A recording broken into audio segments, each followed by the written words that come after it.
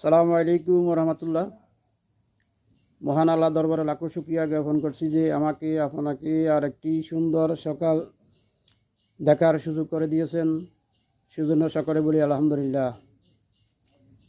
প্রথমে আমি আমার সকল বন্ধুদেরকে অন্তরের অন্তঃস্থল থেকে শুভ সকালে শুভেচ্ছা জানাচ্ছি। আশা করি সবাই ভালো আছেন। আজ মঙ্গলবার 6টা ভাদ্র 1432 বঙ্গাব্দ, 20 সফর 1447 হিজরি, 20 আগস্ট 2025।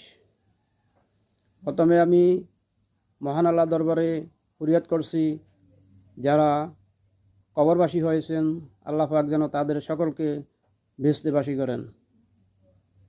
যারা অসুস্থ আছেন আল্লাহ পাক যেন তাদের সকলকে সুস্থতা দান করেন।